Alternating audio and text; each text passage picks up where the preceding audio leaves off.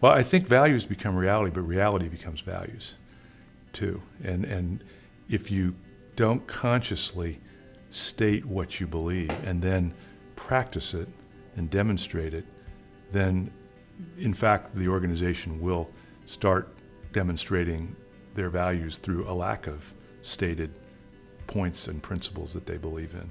And I think it's a whole lot easier to state the values than to actually live those values. And if you look at the, sort of the missions of companies all over the world, you'll find lots of very, wonderfully written documents that aren't lived out because they're not practiced. And what I try to talk to our students at Wake Forest about is that, character has several aspects to it. One, you have to define what you want to do, and then you really have to practice it. And it's the execution that surely tells you whether those values are real or not.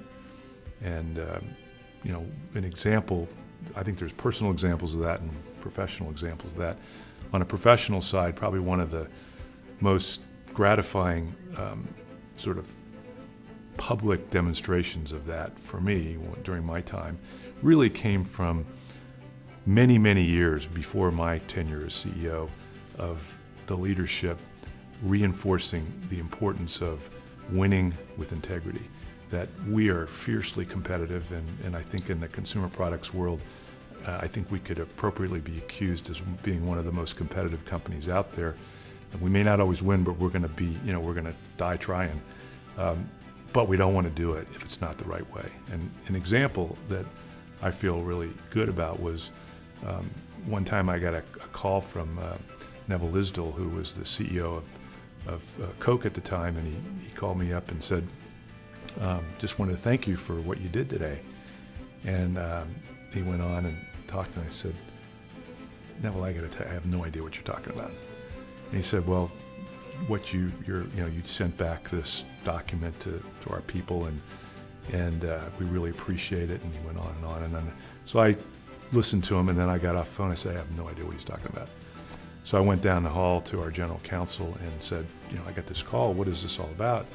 And it was explained to me that a document was received in a box, a big document, that was received by an administrative assistant to one of our executives.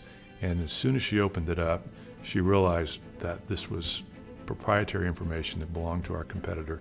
And she immediately took it down to the administrative assistant of our general counsel.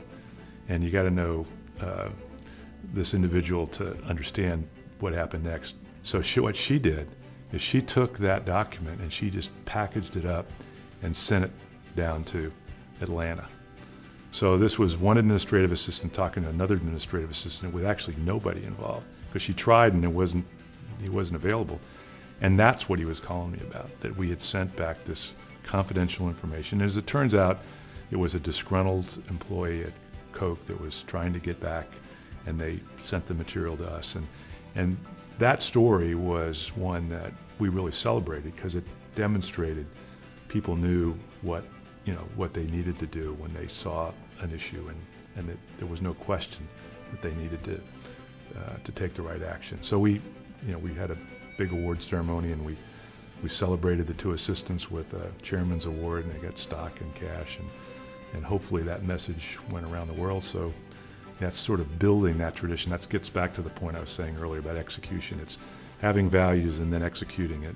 And I think an important part of executing is correcting and celebrating, correcting the mistakes and celebrating the victories. And so that would be an example.